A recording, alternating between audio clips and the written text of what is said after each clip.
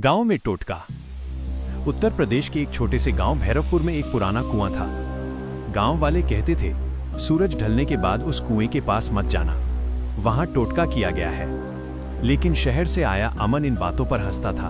वो अपने मामा के घर छुट्टियां मनाने आया था।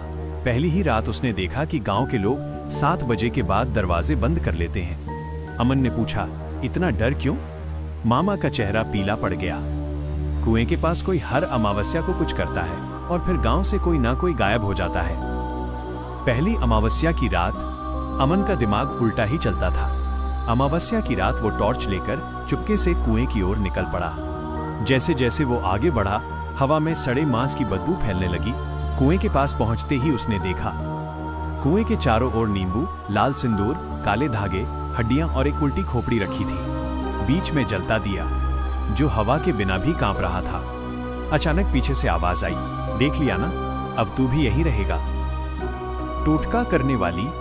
अमन मुड़ा तो सामने एक औरत खड़ी थी। उसके पैर जमीन से ऊपर थे, आंखें पूरी काली और मुंह से कीड़े गिर रहे थे। वो हंसते हुए बोली, इस कुएं में मैंने अपने बच्चे की बलि दी थी। अब हर अमावस्या को एक जिंदा इंसान चाहिए। अमन भागने लगा, लेकिन उसके पैर जैसे जमीन में धंस गए।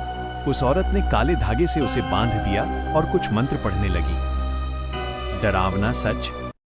अमन को अचानक एहसास हुआ, कुएं के अंदर से लोगों की चीखें आ रही थीं। वह कुआं नहीं, कब्र था। औरत ने कहा, सुबह गांव वाले तेरी लाश पाएंगे और फिर भूल जाएंगे। अगली सुबह गांव में हड़कंप मच गया। कुएं के पास अमन की लाश मिली, आंखें बाहर, जीभ कटी हुई और हाथ में बंधा था काला धागा। मामा रोते रहे, लेकिन गांव वालों ने कुएं को फिर से बंद कर दिया। आखिरी सच। आज भी भैरवपुर में अमावस्या की रात कुएं से आवाज आती है, कोई है, बचा लो। और जो सुन ले वो अगली सुबह कभी नहीं मिलता।